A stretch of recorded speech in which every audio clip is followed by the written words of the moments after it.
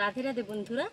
এখন সারা বছর বাজারে পাকা এবং কাঁচা আম পাওয়া যায়, কিন্তু দেখবেন বছরের অন্য সিজনের থেকে যখন আমের সিজন আসে সেই আম খেতে কিন্তু অন্যরকম।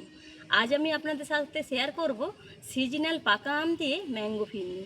এই ম্যাঙ্গো ফিরনি আমি প্রথম কিন্তু পুরীতে গিয়ে খেয়েছিলাম, এতটাই ভালো লেগেছে তাই আজ আমি বাড়িতে বানাবো। সহজভাবে বানিয়ে দেখানোর চেষ্টা করব। পুরো ভিডিওটি দেখতে থাকুন, আশা রাখছি আপনাদের অনেক ভালো লাগবে। আজকের এই ম্যাঙ্গো ফিরনি বানানোর জন্য এমন আম নিতে হবে যেন আমের ভেতরেরটা খুব সুন্দর কালার আসে আর আমটা যেন মিষ্টি হয়।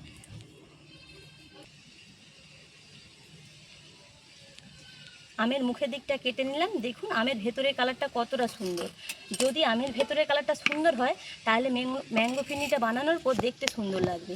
আর যদি আমটা মিষ্টি খেতে হয় তাহলে কিন্তু খেতেও ভালো লাগবে। এখন আমের খোসাটা ছাড়িয়ে নিয়ে আমটাকে কেটে একেবারে মিক্সিতে দিয়ে দেব। আমটা দেখুন এতটাই পাকা, হাত দিয়ে কিন্তু আমের খোসাটা ছাড়ানো হয়ে যাচ্ছে আর কালারটাও হয়েছে সেই রকম। আমটা কেটে একেবারে মিক্সিতে দিয়ে দেব।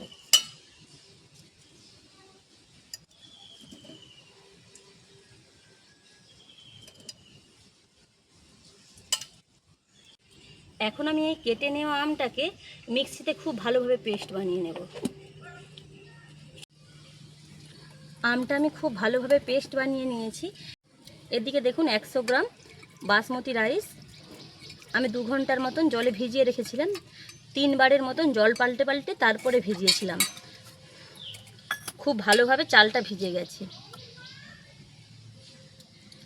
এখন জল ছেঁকে চালটা তুলে নেব আর অল্প একটু জল দিয়ে মিক্সিতে পেস্ট বানিয়ে নেব।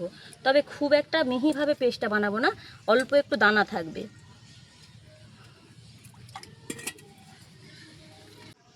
চালটা তো এদিকে বাটবই, এটা কিছুক্ষণ পরে করব।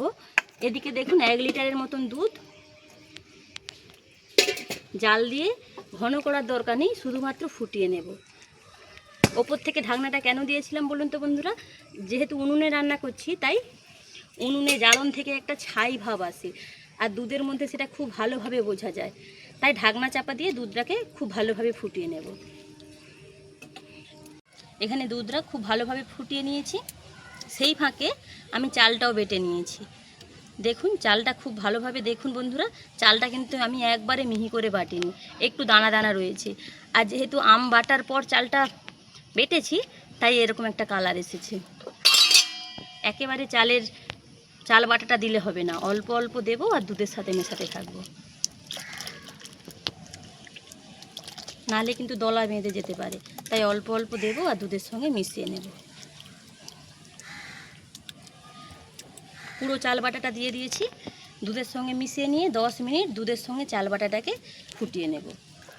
তবে মিডিয়াম আঁচে ফুটাতে হবে। 10 মিনিটের মতন মিডিয়াম আঁচে জাল দিয়ে চালটা খুব ভালোভাবে সেদ্ধ করে নিয়েছি।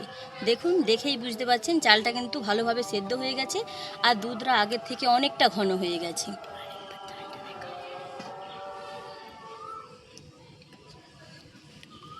এখন আমি এর মধ্যে দিয়ে দেব পরিমাণ মতন চিনি। চিনিটা অল্প দেব কারণ আমটা মিষ্টি রয়েছে। দিয়ে দিচ্ছি একদম 1 চিমটে এলাচের গুঁড়ো। চিনি এলাচের গুঁড়োটা দিয়ে দুধের সাথে খুব ভালোভাবে মিশিয়ে নেব।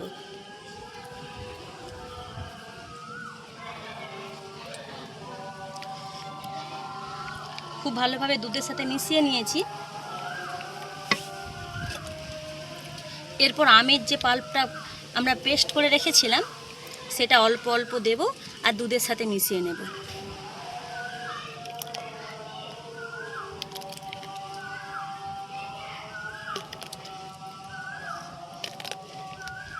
এখন কিন্তু আগুনের তাপটা আমি কিন্তু একবারে কমিয়ে দিয়েছি। আর গ্যাসটা যদি পারেন আপনারা বন্ধ করে দিতে পারেন, কারণ কোনো ক্ষেত্রে আমের পাল্প যদি আম একটু টক রয়ে যায় সেক্ষেত্রে কিন্তু দুধটা একটু কেটে যেতে পারে। তাই আগুনের তাপ বা গ্যাসের তাপ কমিয়ে আমটা দেবেন। আমের পাল্পটা খুব ভালোভাবে মিশিয়ে নিয়ে আরও 2-3 মিনিটের মতন ফুটিয়ে নেব। আরও কিছুক্ষণ চালটাকে দুধের সঙ্গে ফুটিয়ে নিয়েছি। এরপর সবার লাস্টে দিয়ে দিচ্ছি ছোটো ছোটো করে কেটে রাখা কাজু কিশমিশ। এটা অপশনাল, আপনারা চাইলে দিতেও পারেন আর নাও দিতে পারেন। খুব ভালোভাবে কাজু কিশমিশটাকে মিশিয়ে নিয়ে নামিয়ে নেব উনুন থেকে। উনুন থেকে নামিয়ে 2 মিনিটের মতন ঠান্ডা করে নিয়েছি। এখন দেখুন কতটা ঘন হয়ে গেছে। আপনারা চাইলে এর মধ্যে একটু ফুড কালার ব্যবহার করতে পারেন, কিন্তু আমি এখানে দেবো না, কারণ আমের একটা নিজস্ব কালার রয়েছে। এদিকে আমি 4টা বাটি ফিরনি বসাবো বলে রেডি করে নিয়েছি। সাধারণত ফিরনি কিন্তু মাটির পাত্রে বসানো হয়, আমি 2 রকম পাত্রে বসিয়ে নেব বসাবো, তাই 2 রকম পাত্রে রেডি করে নিচ্ছি। ঠান্ডা হয়ে গেলে, যত ঠান্ডা হবে ফিরনি কিন্তু ততই বসে যাবে, তাই এর থেকে বেশি ঘন করার দরকার নেই।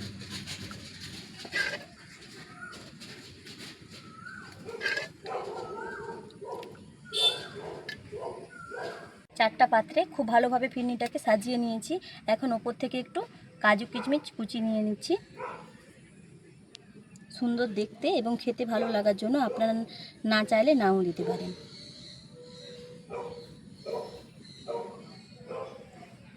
এখন যেই বাটিতে আমরা ফিরনিটা বসাবো সেই বাটিগুলো পুরোপুরিভাবে ঠান্ডা করে নেব। তারপর নর্মাল ফ্রিজে রেখে দেবো 3 ঘন্টা। যেহেতু ফিরনি ঠান্ডা ঠান্ডা খেতে বেশি ভালো লাগে, তাই 3 ঘন্টা ফ্রিজে রেখে তারপরে ফিরে আসছি। পুরোপুরিভাবে আমি 3 ঘন্টার মতন ফ্রিজে রেখেছিলাম। এখন আমি আপনাদেরকে দেখাবো কাঁচের বাটিতে ফিরনি ভালো বসেছে না মাটির বাটিতে ফিরনি ভালো বসেছে।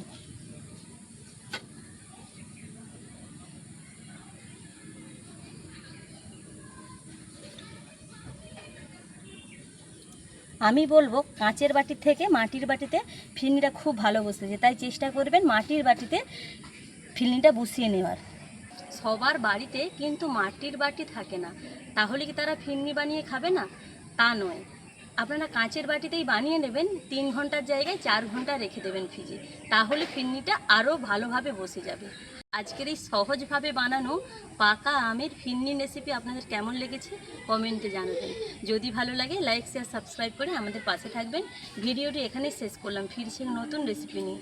রাধে রাধে।